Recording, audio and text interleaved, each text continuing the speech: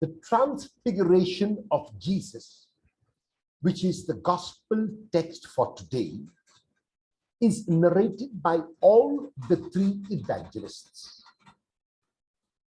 The scene in Luke makes three major points.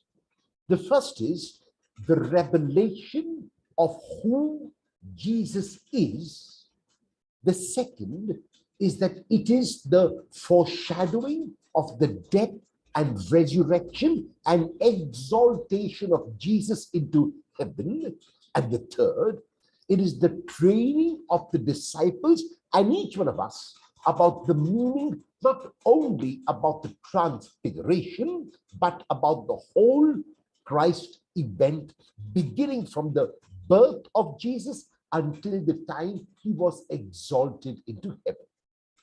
It is only in Luke that the transfiguration occurs in the context of the prayer of Jesus.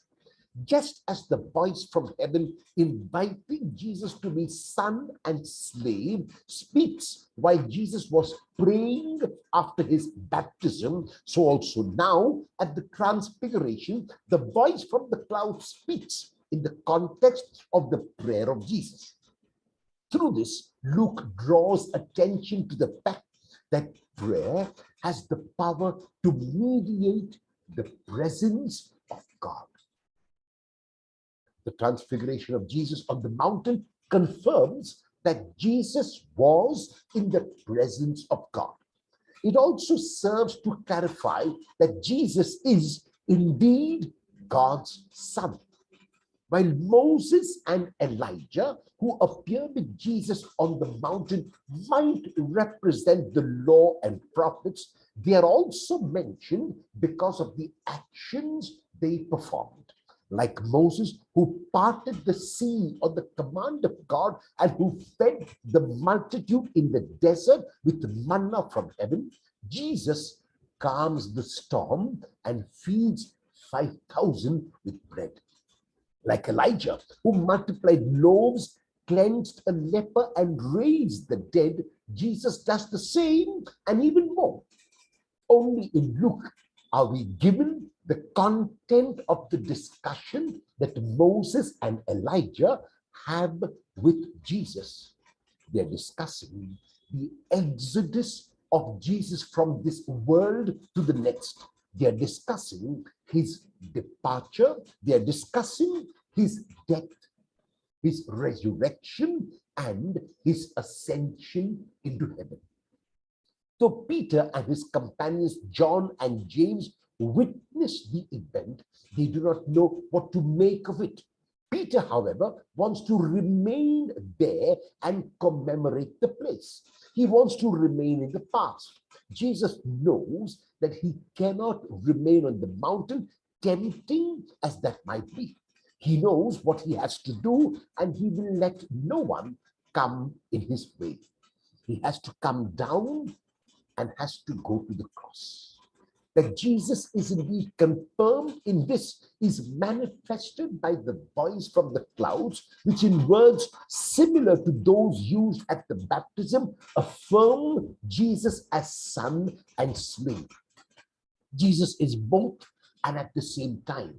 He is Son of God and he is suffering servant. He will, through his death, bring salvation to all. He is the fulfillment of all the hopes, not only of a small nation, but of the whole of humanity, of the whole world. He supersedes both Moses and Elijah. They are no longer needed now that Jesus has come. And that is why, after discussing with Jesus, a short discussion, they disappear. Jesus is now alone. Jesus alone is needed for the salvation of the world. This time, unlike at the baptism, the voice from the cloud adds, listen to him. This command endorses and confirms Jesus' interpretation of the future course of events that will take place in life, namely his death, his resurrection, and his ascension.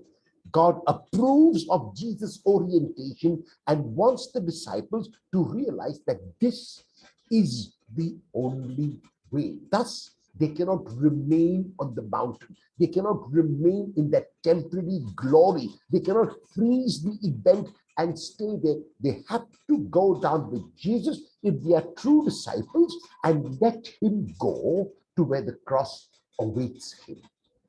The Transfiguration is an event which encapsulates the whole Christ event.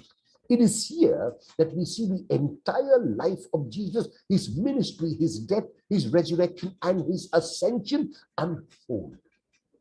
It is a summary of what was, what is, and what will be.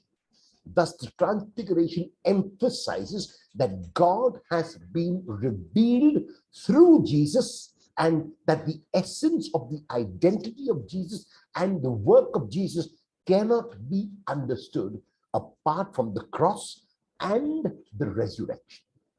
Only in the light of the cross and the resurrection do we understand the character of God and the significance of Jesus. The Transfiguration also serves to emphasize that God will seem hidden in the passion and death of Jesus. And though Jesus might seem defeated, things are not as they seem. Rather, God is present at the passion and death of Jesus as much as he was at the Transfiguration. And even then, God possibly would say, "This is my beloved Son, listen to him." Jesus is as victorious in his passion and death as he was in his Transfiguration. In the first reading of today, this is precisely the kind of confidence that Abraham is challenged to have. He and his wife are old. They did not have even one son, and yet God commands him to believe that his descendants will be as numerous as the stars in the sky. Abraham dared to believe even when he could not understand, and it was so. He first believed and then he experienced. The readings of today teach us an all-important lesson. There are times in our lives when things do not go the way we plan. When, like Jesus, we are in agony. When, like Jesus, we are carrying a heavy cross. When, like Jesus, we see no light at the end of the tunnel. Our plans go awry. The road seems steep and the going is difficult. When every step that we take is labored and arduous. When we cannot see or understand. When we feel like giving up and giving in. It is at times like these that we, like Peter, wish that we can stay on the mountain, that we want to build 3 booths. We want to go back to the past and the glory of the past. It is at times like these when we, like Abraham, might need some tangible proof, some sign. And yet the Transfiguration of Jesus and the attitude of Abraham teach that God continues to walk ahead of us, and God is true to the promises God makes. Though we may not be able to see God as clearly as we would like, God is present.